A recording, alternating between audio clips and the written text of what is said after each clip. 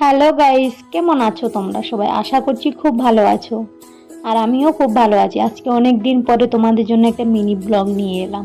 ব্লগটা বানাতাম না, অ্যাকচুয়ালি ব্লগটা বানালাম আমি না, আজকে খুব বোর হচ্ছিলাম, তখন ভাবলাম যে কিছু একটা চুকা খাওয়ার ইচ্ছে করছিল, কিন্তু কি করব, আমার কাছে তো কোনো চুকা জিনিস নেই।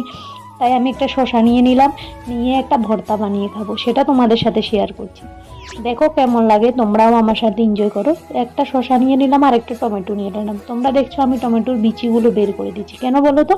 টমেটোর বিচিগুলো আমরা যখন রান্না করে খাই তারপরে আমাদের জন্য এত হানিকারক, তো আমি ভাবছি কাঁচা যখন খাবো আরও বেশি হানিকারক হবে, সেই জন্য আমি টমেটোর বিচিগুলো বের করে নিলাম আর টমেটোটা কেটে নিচ্ছি। তোমরা আবার আমাকে এটা বলতে পারো যে হানিকারক বলছো, এদিক দিয়ে আবার চুকো খাচ্ছ।